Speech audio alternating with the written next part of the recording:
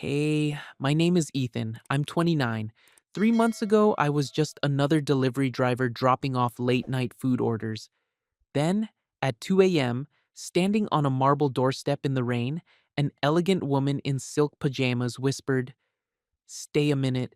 I hate eating alone." 1 minute became 60 seconds of counting heartbeats in her spotless kitchen that smelled like lemon cleaner and loneliness. She was married, 15 years older, and lived in a world I could never afford to enter. But every night after that, when her porch light blinked short, long in the darkness, I knew she was waiting. If you're watching this right now, tell me where you're from in the comments, because I still don't know if what we did was wrong. I delivered food for 3 years before I met her. Late nights, empty streets, porch lights cutting through the dark like lonely beacons.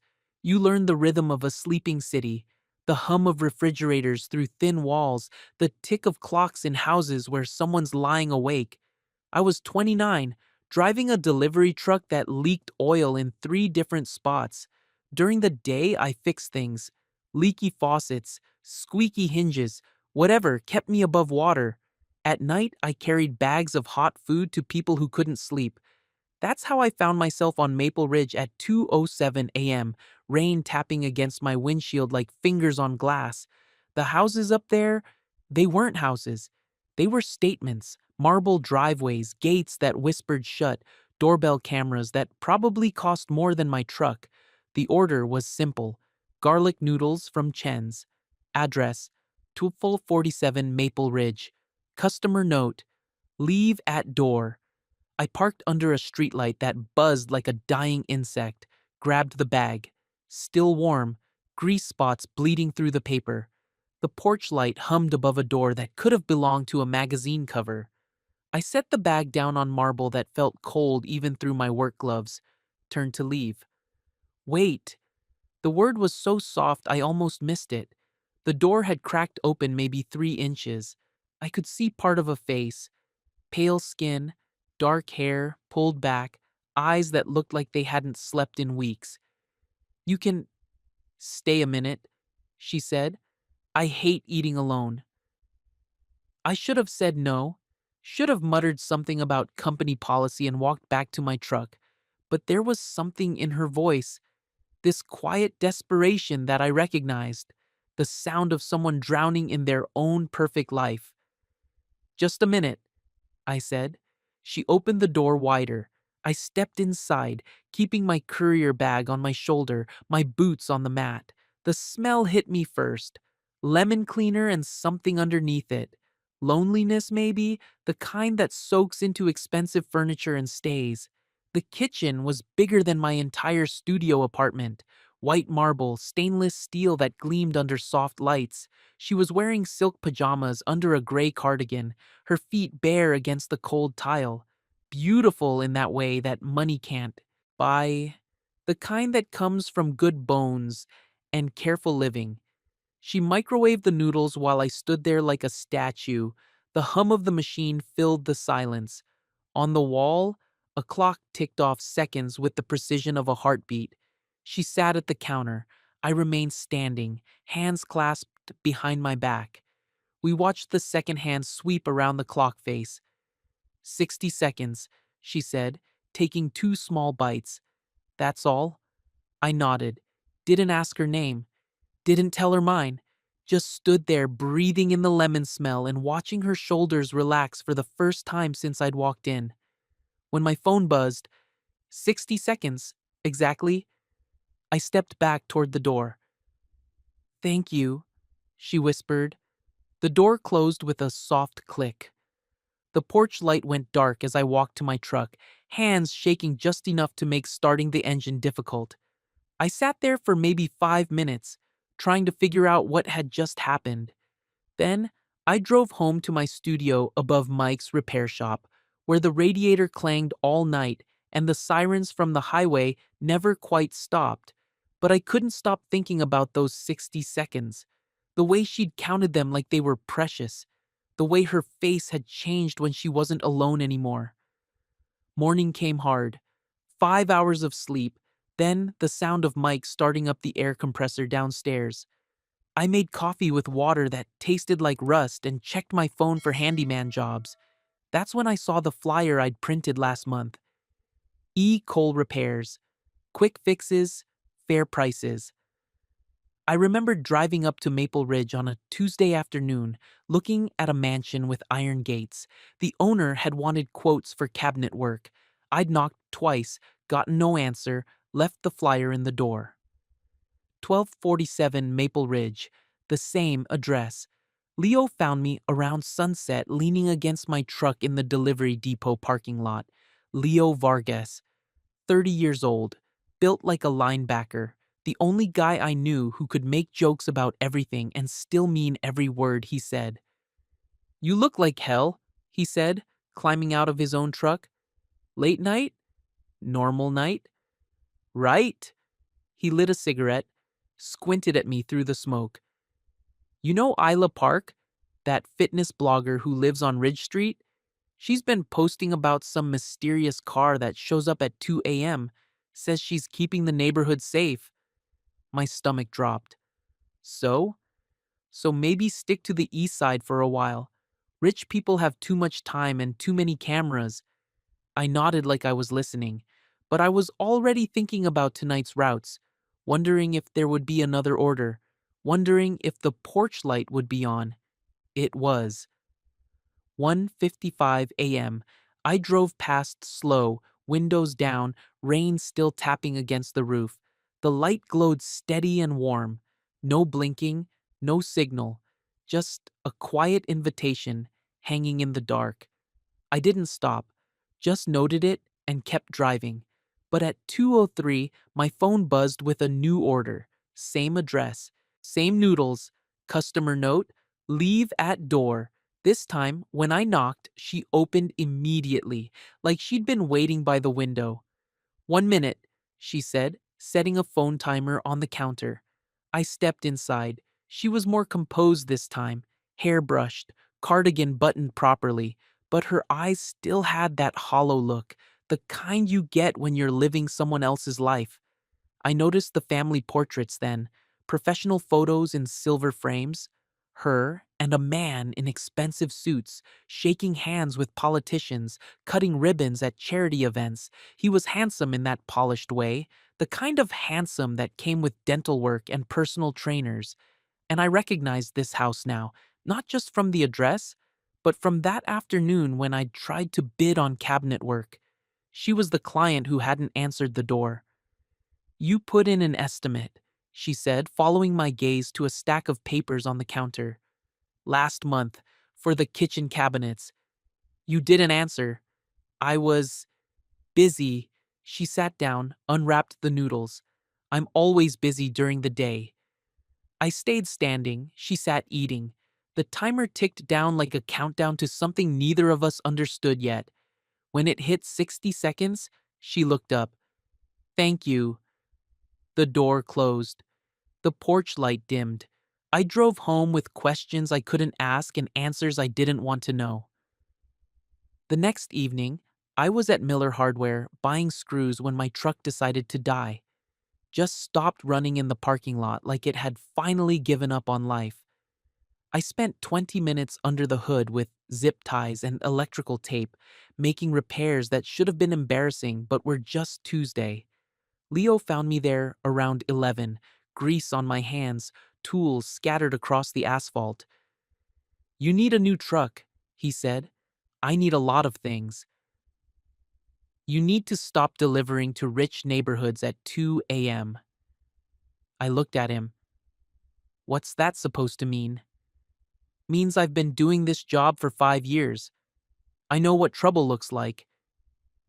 He helped me load tools into the truck bed. "And I know what loneliness looks like too. Sometimes they're the same thing." At 1:47 a.m., my phone buzzed. Same order, same address. This time, when I stepped inside, one of the cabinet hinges squealed like a dying animal. She flinched at the sound. "I can fix that," I said. "In the minute." She nodded toward a drawer. "Tools are in there." I pulled out a screwdriver, removed the old screw while the microwave hummed. The noodles finished heating just as I tightened the new one. The hinge closed with a whisper instead of a scream. Better, she said. I set one wrapped spare screw by the stove. In case. The timer hit 60 seconds. She walked me to the door, moving differently now. Lighter, like something had been fixed in her too. Same time tomorrow? She asked. If the light's on. She thought about that. Steady light means safe. Blinking means not safe. I nodded. Steady for safe. The door closed, but this time the porch light stayed on for an extra few seconds before clicking off. 2 nights later, Isla Park posted a video that made my blood freeze. Leo showed it to me during our afternoon break, holding his phone so close I could see every pixel. Ring doorbell footage from Ridge Street. Grainy, black and white, but clear enough. A sedan pulling up to a mansion at 2 a.m. The plate frame was half visible. Who's visiting at 2? Isla's voice narrated over footage of my truck. Gated community, security cameras everywhere, but someone's making late night house calls. I'm all for food delivery, but this feels different. The comments were already piling up. Speculation about affairs, drug deals, security consultants, the kind of gossip that could ruin lives without ever being proven true. I deleted my phone's photo gallery, especially the picture I'd taken of my truck's new plate frame, the one with my company logo that would have been easy to trace. That night, I drove a different route, avoided Ridge Street entirely, but at 150, muscle memory pulled me toward Maple Ridge anyway. The porch light blinked twice, then went dark. I kept driving. The next night, the order came anyway. 2:06 a.m., same address, same noodles. When she opened the door, she looked tired in a deeper way, like she'd been holding her breath for 24 hours. I saw the video, she said. I'm sorry. We stood at opposite ends of the kitchen, her with her noodles, me with my hands in my pockets. The wall clock ticked between us like a referee counting down a boxing match. I order food because. She stopped, looked down at her hands. This house feels like a museum most nights. Beautiful, perfect, and completely empty. I knew that feeling. Different kind of empty, but still empty. The minute helps, I said. Yes, she lifted her head. It helps. The doorbell chimed. We both froze. Footsteps in the hallway. Heavy, deliberate, male. She gestured quickly toward a door I hadn't noticed. The pantry. I stepped inside, pulling the door almost closed. Lemon smell mixed with flour and the faint electronic hum of something monitoring, watching. Through the crack, I could see her resetting her posture.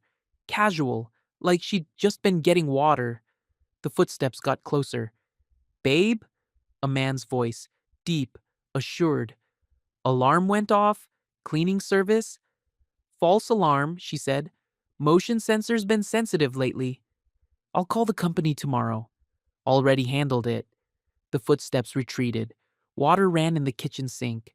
Normal sounds of a normal night. When the house was quiet again, she opened the pantry door. I stepped out, noticed her hands shaking just slightly as she reset the microwave timer. 1 minute, she said. Like nothing had happened, like we could still pretend this was simple. But as I walked to the door, I noticed something. The pantry had a small camera in the corner. LED light. Green, then red, then off. Someone was watching, had been watching, would be watching. I left through the front door like always, walked to my truck like always, but everything felt different now. Heavier. Because we both knew the truth, even if we couldn't say it out loud. 1 minute had become something else entirely, something that could quietly wreck both of our lives if we weren't careful. And careful was getting harder every night. The next afternoon, Leo and I were changing a headlight on his truck when he said the thing I'd been dreading. Minutes don't stay minutes, man. His hands were steady on the wrench, but his voice carried weight, the kind that comes from watching too many good people make bad choices. Don't know what you're talking about. Sure you don't. He tightened the last bolt, tested the light. I've seen this before. Someone lonely, someone else lonelier. Starts innocent, ends with everyone bleeding. I wanted to argue. Tell him it wasn't like that. But how do you explain something you don't understand yourself? How do you defend feelings you're not supposed to have? That evening, around 8, I was putting tools away when my phone rang. Unknown number. This is Julia. The voice was crisp, professional. Maggie's sister. I didn't ask how she got my number. Didn't pretend not to know who Maggie was. She's sorting things out, Julia continued, changing passwords, updating security, being smart about her life. Okay.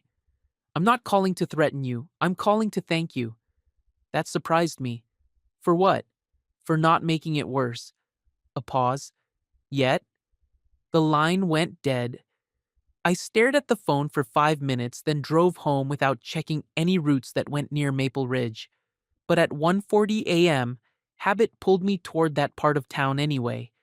I told myself I was just finishing the east side deliveries, taking the efficient route.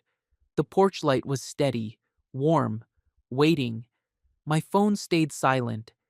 At 2:01, I was still sitting in my truck 2 blocks away, engine off, watching rain streak down the windshield, thinking about Julia's call, about Leo's warning, about a pantry camera with a red light. At 2:15, I drove home. The same thing happened the next night, and the night after that. 4 nights of steady porch lights and silent phones. 4 nights of driving past like a ghost, wanting something I couldn't name and couldn't have. On the fourth night, Isla posted another video. The street sleeps better now, she said, showing footage of empty roads at 2 a.m. Sometimes all it takes is a little community awareness. I watched it twice, then deleted the app. The fifth night, I picked up an emergency repair job. Elderly couple on Elm Street, their porch light had died and they were scared to go outside after dark. Simple fix, new bulb, tightened connection. The old man paid me in cash and his wife sent me home with banana bread. I sat in my truck afterward, eating warm bread and thinking about how good it felt to fix something simple, something that stayed fixed. I was learning to sleep again, learning to drive routes that didn't include Maple Ridge, learning to fill the space where those 60 seconds used to live. But then, 2 weeks later, my phone rang at 2:09 a.m. Blocked number. I almost didn't answer. It's me.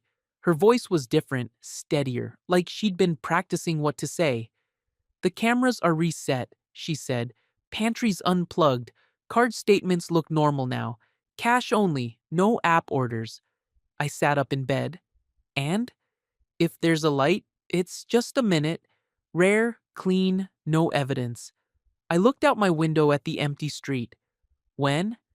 Tonight, the light's been on since midnight. I was in my truck 5 minutes later. The drive to Maple Ridge felt different this time, purposeful instead of desperate, like we'd both learned something in those 2 weeks apart. She opened the door before I knocked. Hair tied back, gray sweater, eyes clearer than I'd ever seen them. No food tonight, she said. Just water. I stepped inside. We stood at opposite ends of the kitchen counter, 2 glasses of water between us like a peace treaty. I figured some things out, she said, about what I need, about what's safe. And this, rare visits, clean boundaries, no trail anyone can follow. The wall clock ticked between us. 60 seconds felt longer now, more deliberate. You good with that? She asked. Yeah, I was. I'm good with that. When the timer hit 60, we both moved toward the door at the same time. For just a second, we were close enough that I could smell her shampoo. Something vanilla and expensive. She didn't step back. Neither did I. Thank you, she said, for understanding. Thank you for trusting me. The door closed softly. The porch light stayed on for exactly 3 extra seconds, then went dark. I drove home a different way, taking back roads I'd never used before, learning new routes, new rhythms. The next night, there was no light. The night after that, nothing. I didn't expect there to be. But the night after that, 2:11 a.m., a soft glow appeared on Maple Ridge. This time, when she opened the door, she was holding a small wrapped screw. "The hinge is squeaking again," she said. I smiled. "Good thing I brought tools." We fell into a new rhythm after that. Not every night, not even every week. But sometimes, when the house felt too much like a museum and my studio felt too much like a cell, the porch light would blink its quiet signal. Short, short, long. Our own Morse code for if you're driving by and if you want to and if it's safe.